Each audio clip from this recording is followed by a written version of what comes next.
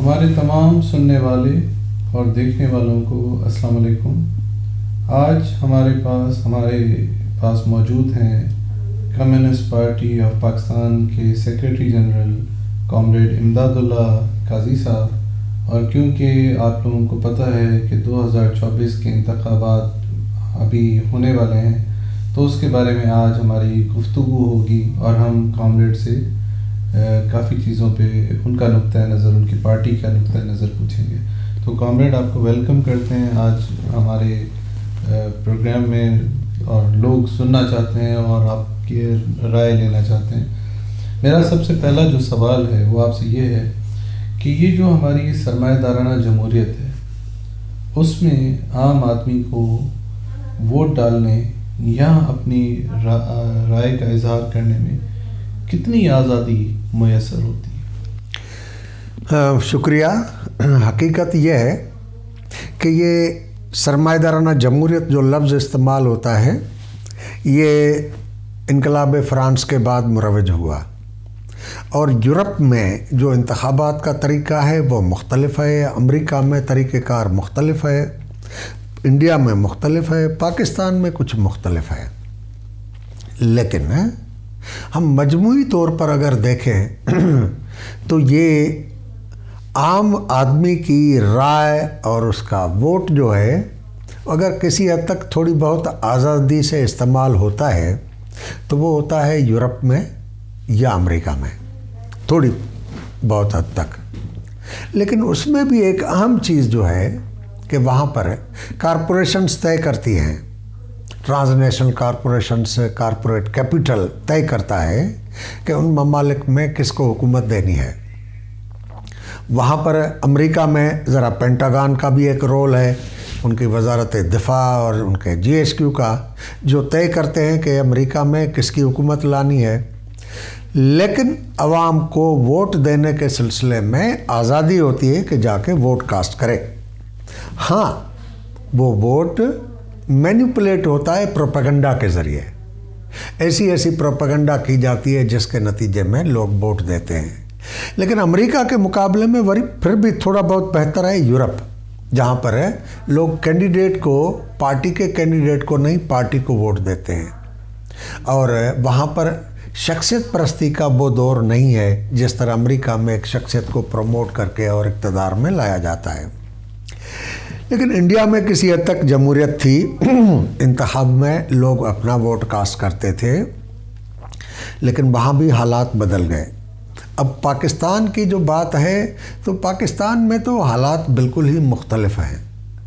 India میں لوگوں کو ذہنی طور پر مذہبی تنگ نظری میں مبتلا کر کے، اور کوئی پارٹی پروپیگنڈا اس بنیاد پر کرے، جس طرح لاسٹ الیکشنز میں انہوں نے سوشل میڈیا کے ذریعے اتنی پروپیگنڈا کی بی جے پی نے کہ لوگوں کے لیے یہ مسئلہ بن گیا کہ پہلے پیٹ کی ضرورت بھرنے کی ضرورت نہیں ہے، سب سے پہلے ہمیں بھگوان کا نام اونچا کرنا ہے، ووٹ بھگوان کو دینا ہے، ووٹ ایشور کو نام پر دینا ہے۔ تو اس وجہ سے وہ جمہوریت بھی تقریباً ختم ہو گئی۔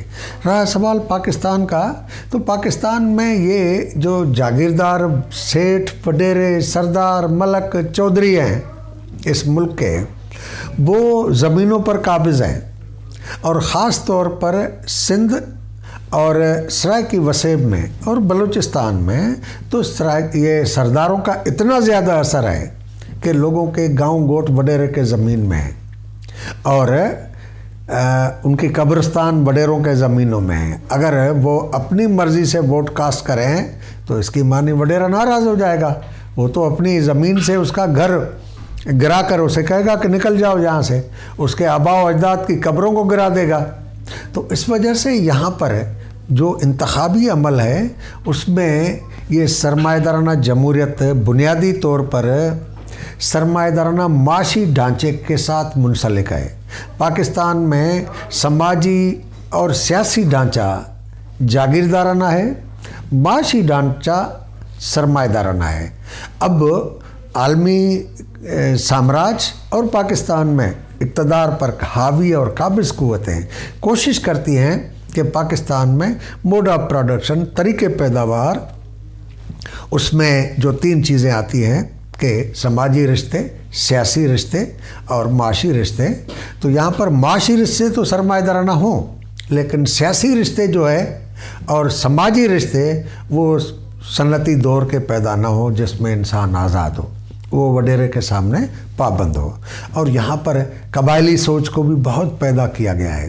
کوئی بندہ کسی قبیلے سے ہے، مثال کے طور پر کوئی بندہ جو ہے وہ جتوئی قبیلے سے ہے، اس کے مقابلے میں اگر کوئی الیکشن لڑتا ہے اور وہ رستمانی قبیلے سے ہے، تو جتوئی کے لیے یہ ضروری ہوگا کہ اچھا ہے یا برا ہے لیکن ووٹ جتوئی کو دے گا.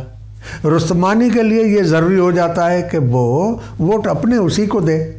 تو یہ جو طریقہ ہے، اس کے نتیجے میں پاکستان میں یہ بورژوا جمہوریت جو ہے وہ قطعاً ناکام ہے. اور ہم اسے صرف ووٹ دینے کا حق لوگوں کو ملا ہے، لیکن وہ ووٹ آزادی سے استعمال کر سکیں اس کا اختیار کسی کو نہیں ہے. لہٰذا صرف ووٹ ڈالنے کو آپ جمہوریت نہیں کہہ سکتے. جمہوریت الگ چیز ہوتی ہے، اور سرمایہ دارانہ جمہوریت بھی کہیں تو اس کے ویلیوز بالکل مختلف ہوتے ہیں. پاکستان جیسے دنیا کے اندر ممالک جو ہے، ان میں وہاں پر یہ جو انتخابات ہیں وہ جسٹ لائک ایک ڈھکوسلا ہے. دنیا کو دکھایا جاتا ہے، لوگوں کو خوش کیا جاتا ہے کہ بھائی ملک کے اندر جمہوریت ہے. ہم کمیونسٹ دنیا کے اندر جو جمہوریت لانا چاہتے ہیں وہ بالکل الگ قسم کی ہے. لیکن اس سرمایہ دارانہ نظام میں بھی ہم کمیونسٹ چاہتے ہیں کہ انتخابات ہوں، آزادانہ ہوں، پارلیمنٹ اختیار رکھتی ہو. لیکن پاکستان کی جو تاریخ بتاتی ہے اس میں ان انتخابات کا آزادانہ ہونا اور لوگ جو ہے اپنے ووٹ کو استعمال کر سکیں آزادی سے، اس کی نہ کوئی کل کی مثال ہے نہ آج کی مثال ہے. ہاں، شہروں میں آپ جائزہ لیں. کراچی میں یہ جو ایک بہت بڑا صنعتی شہر ہے، لاہور بہت بڑا صنعتی شہر ہے، لیکن وہاں مافیاز بیٹھی ہوئی ہیں. کراچی میں ایم کیو ایم کے خلاف کوئی آدمی ووٹ دے، اس کی مانی موت کو دعوت دے، بوری بند لاش ہو جائے اس کی. یہی صورتحال جو ہے وہ لاہور میں ہے کہ بہت سارے وہاں پر مافیاز موجود ہیں. ان مافیاز کے معرفت لوگوں کو پریشرائز کیا جاتا ہے. اب جب شہر جو ہے وہاں پر ہی لوگ ووٹ آزادی سے اپنی رائے کا اظہار نہ کر سکیں، تو پھر انتخابی عمل سے جمہوریت کا قیام اور اسے جمہوریت کہنا کیسے ممکن ہو سکتا ہے؟ کمیونسٹ پارٹی سمجھتی ہے کہ یہ دنیا کے اندر جو انتخابی عمل ہے، اس انتخابی عمل کو ہم ایک سرمایہ دارانہ جمہوریت کی مسخ شدہ شکل سمجھتے ہیں. ہمارے یہاں پارٹی یہ جو اقتدار میں آ رہی ہیں اور جا رہی ہیں، ان پارٹیوں کا جائزہ لیں تو پارٹی میں جب جمہوریت نہیں ہے، کوئی اس میں انتخاب کا عمل نہیں ہے، یہ خاندانوں کا کارپوریٹ کمپنیز ہیں جس میں خاندان کا بندہ آئے گا اور اسی خاندان کی حکمرانی چلے گی. یہ اگر سلسلہ جاری رہے تو پھر لوگ جو ہے وہ اپنے مستقبل کو تبدیل کرنے کے لیے اپنے ووٹ کو کیسے استعمال کریں. اور پروپیگنڈا ایسی کی جاتی ہے جیسے آج کے زمانے میں پروپیگنڈا کی جاتی ہے اور باور کرایا جاتا ہے کہ مسلم لیگ نواز کی حکومت بن رہی ہے اور نواز شریف وزیر اعظم بننے والا ہے. پنجاب میں بھی ان کی حکومت بننے والی ہے. اسی طرح 2014 سے لے کر 2018 تک انتخابات جب تک نہیں ہوئے تب تک یہ تاثر دیا گیا کہ پاکستان میں عمران خان اس بار جو ہے وزیر اعظم بنے گا اور پی ٹی آئی اس کی حکومت میں آئے گی. یہ کون طے کرتا ہے؟ یہ وہ ادارے طے کرتے ہیں جو حقیقت میں پاکستانی ریاست پر حاوی ہیں، قابض ہیں. نہ وہ سویلین ادارے ہیں، نہ وہ منتخب ادارے ہیں، نہ وہ سیاسی ادارے ہیں. وہ عوام کے ٹیکس سے تنخواہیں وصول کرتے ہیں، عوام کے ملازم ہیں. ان ملازموں نے اس ملک پر قبضہ کیا ہوا ہے. اور یہ جو پارٹیاں ہیں، یہ پارٹیاں ملک کے اندر اس انتخابی عمل کو ایک جمہوریت کی طرف لے جانے کے لیے جدوجہد بھی نہیں کر رہی نا. یہ سمجھتے ہیں کہ ہمیں اقتدار جو ہے وہ پاور شیئرنگ میں جی ایس کیو سے مل سکتا ہے، لہٰذا جی ایس کیو کی فرمان برداری کرتے ہیں، جی ایس کیو کی ہدایات پر عمل کرتے ہیں، اس کے پیچھے دم لاتے ہیں اور کوشش کرتے ہیں کہ اسے راضی کریں تاکہ ہمیں حکومت ملے. जिस तरह एक मजहबी आदमी ईश्वर भगवान या अल्लाह ताला को राज़ी करने के लिए सजदे करता रहता है, इबादत उसकी करता रहता है, उसके नाम लेता रहता है तस्बीह में इस्तेमाल करते हुए, इसी तरह हमारी पार्टियों का ये आलम है। अभी पीपल्स पार्टी को अलबत्ता एक नया चेहरा मिला है। उस नए चेहरे की वजह से वो कोशिश कर रहे हैं कि अवाम जो है वो थोड़ी सी उनमें उम्मीद पैदा हो। बाकी ये जो पीपल्स पार्टी में जरदारी कल्चर पैदा हुई है, उन्होंने तो पाकिस्तान की सियासत को करप्शन का अखाड़ा बना दिया है और यहाँ पर अब सियासत जो है वो सियासत रही नहीं। वैसे भी आलमी तौर पर ये जो सरमाएदाराना जमहूरी निज़ाम है, ये कारपोरेट कैपिटल का इंतज़ामी ढांचा तरतीब देते हैं और वही इनको मुतय्यन करते हैं। पाकिस्तान में अलबत्ता वो कॉरपोरेशंस का उस तरह रोल नहीं है। यहाँ पर जो रोल है वो यहाँ पर इस्टेब्लिशमेंट का है, जनरलों का है, जो मुतय्यन करते हैं, तय करते हैं कि किसको हुकूमत देनी है। शुक्रिया।